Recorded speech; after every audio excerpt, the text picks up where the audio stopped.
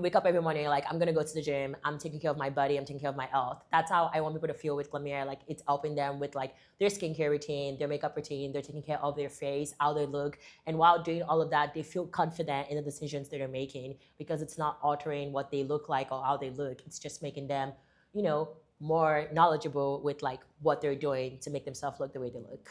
That was a lot of looks, but yeah.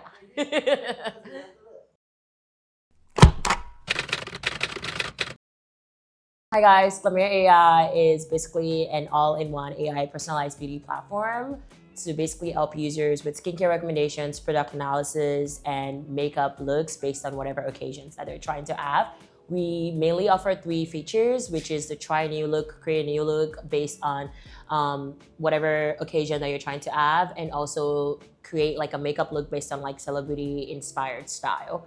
And based on that, we also got feedback from our users. We decided to have a free community platform version where users are able to post whatever they're going through in like their skincare or product journey. So users are able to hypothetically ask other users for product recommendations or advice on their makeup looks and their skincare as well. But other than that, those are like the main important parts of Glamir. We also have a beauty guides page where users are able to look up information on whatever it is that they're looking for to perfect their routines, skincare, products, makeup, all that stuff.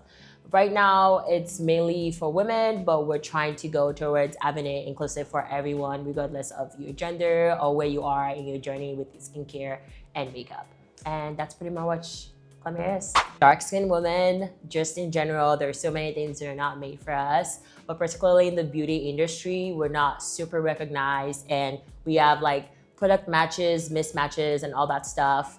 And this was an idea that sparked because I actually experienced this like firsthand. I went into one of the beauty, what do we call it? Just like beauty stores like Sephora, Ulta, and I was trying to get a foundation match.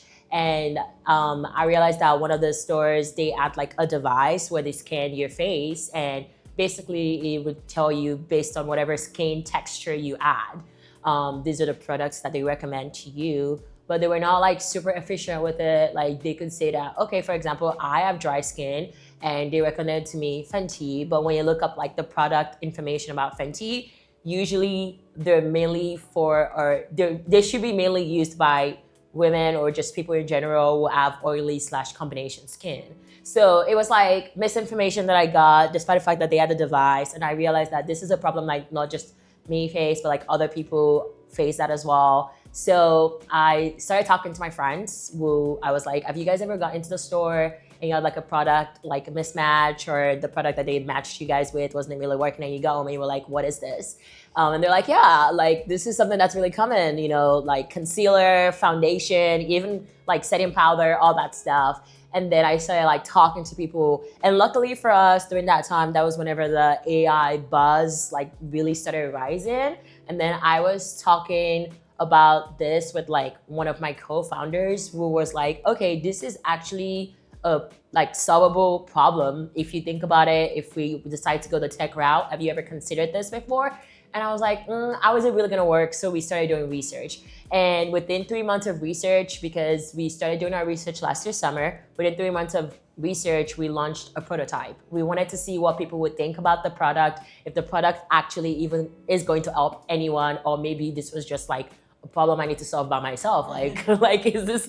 So I was like, okay. And we launched the product, and there was like a lot of feedback from our users. And within like, we had like a virality moment where we literally went from like 500 users to like maybe like 20,000 users, like just with one video on TikTok. So that made me really understand like there is power in just like recognizing a problem and then trying to find a solution to the problem, because you realize that it's not just you that's going through that problem. Like this is a problem that's shared by many. And if you're able to like, you know, start something that can solve that problem, then why not? So that was honestly the originality of like how Glamir was developed. It wasn't something that we're working on for years. It was just like a personal problem that I've had for like my entire life. And then I realized that maybe there's a way that we can solve it without having to go in store. And now you can just use like your device to be able to analyze your face, and it can recommend to you products and all that stuff. But yeah. In the next 5 years, I see Glamir taking over like the beauty industry in ways and manners that people are not going to expect at all. I see it being used as a digital BFF, like an app that everyone would be able to pull up on their phone and just be like, oh, like, did I use Glamir today to check off like my skincare routine? Did I use Glamir today to check what makeup I should use for this specific occasion? That's why I see Glamir in 5 years, and I think it's actually really possible because people are more likely to use a product that they feel like an emotional attachment to. And that's what I want Glamir to do. Like, I'm not trying to change anybody or like how they look. I'm trying to make people more confident in how they look. And I really think that Glamir can do exactly that. Right now, the beauty industry is very outdated. Like a lot of people are just, buying products based on whatever influencers tell them online, and they're not really recognizing like, is this product really meant for me?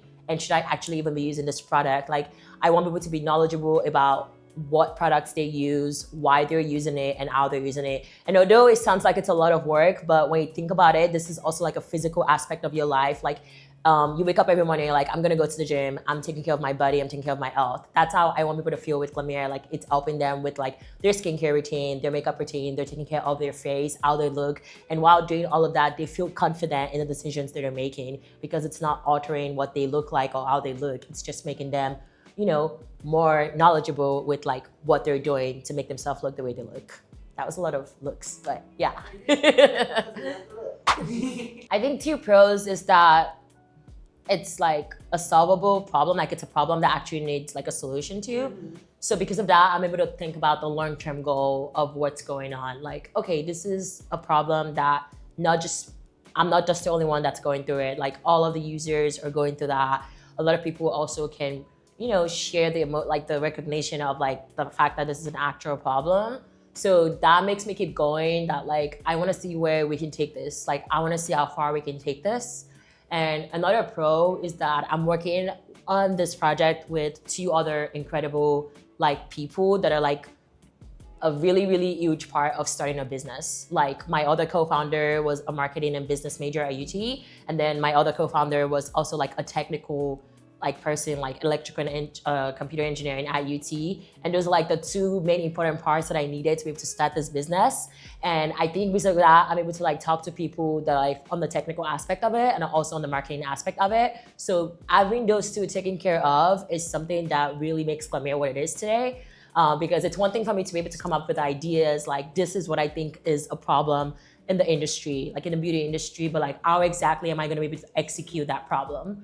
And having those two people as my co-founders allowed me to be able to like think more in depth, not just from my own perspective, but from like the perspective of people using it, the technical aspect and the marketing aspect. The cons is that this is my first business ever.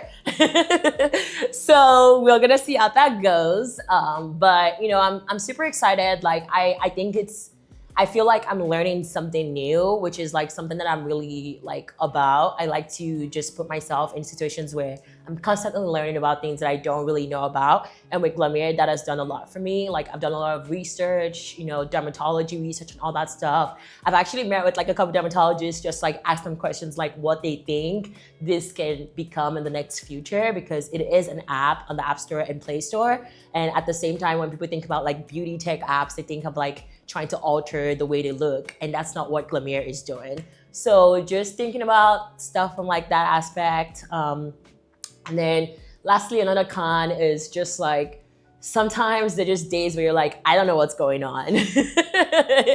And because this is not really what I do full time, I'm also like a registered nurse on the other end.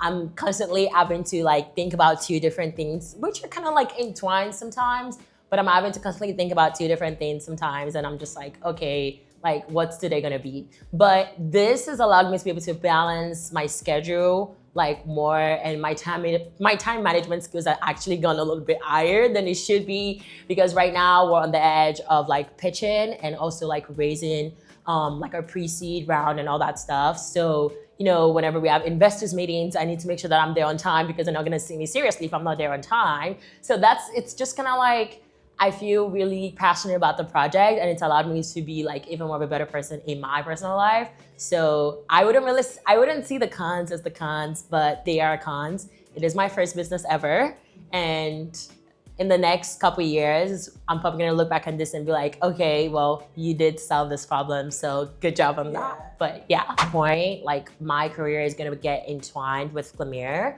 just because of like the dermatological aspect of Glamir. I want people to be able to like, as much as I want them to use the product, I want them to be able to like feel some sort of connection with whoever created the product.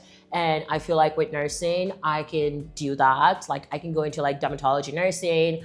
And that's like the really like blessed thing about nursing is like you can switch into like whatever kind of nursing that you want to do at whatever time if you feel like the one you're doing right now is not currently working for you. Right now, the goal is to grow Glamir, make it really big, and get like a lot of users to actually use this like a part of their daily routine. Just like Instagram is like a part of our daily lives. And I don't know what other apps people really use out there, TikTok, or X. I want Glamir to be like the beauty aspect of it, where people are just like, you know, open the app every day, logging in, and they're checking off like their boxes for like their skincare routine, or maybe their makeup routine, or they're like, I want to try a different look today because I'm going to this occasion, and then they do that. So I don't want it to be like something that they have to really think about. I just want it to be like an aspect of their life that they feel like they use and they have fun with it, just like Locket is right now. And I just want Glamir to be like the beauty aspect of that. So, and I feel like with an app like that, it can go so many ways. Like people can get on it every single day and it can make like as much money as it wants to make. And maybe I just said I want to sell it to like a beauty company. I'm not really sure,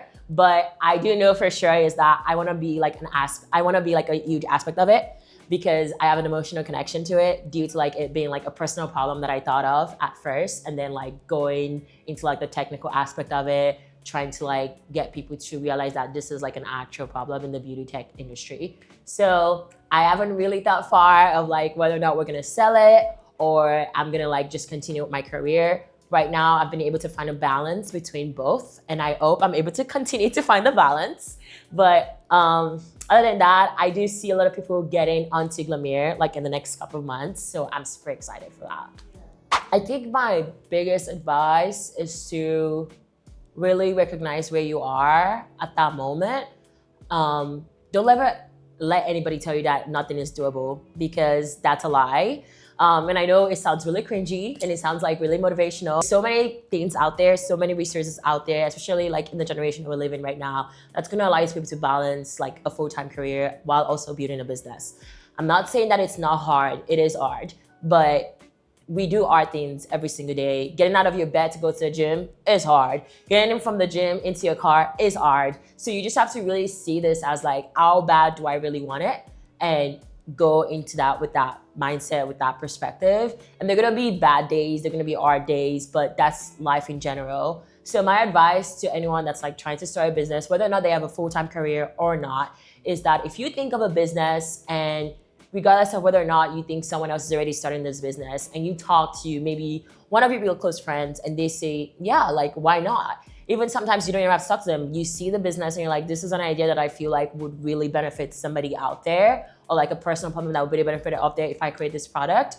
I say go ahead and start doing your research. Put yourself in rooms that will allow you to be able to talk to people that would allow you to start thinking outside the box. Because as humans, as creators, as business owners, we want to try to see like we're perfect, or we know we know our business very much well than other people, which that may be true, but sometimes a lot of creatives come from talking to other people and thinking outside the box.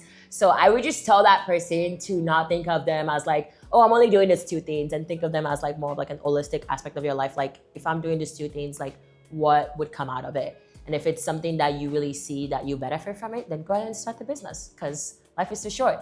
You don't want to look back at the last 3-5 years and be like, I should have started the business. You know what I mean? But yeah, that's my advice. I always say challenge yourself, because everything else in this world is hard. And if you feel like your business is needed, you should do it anyway, regardless of wherever you are in your life.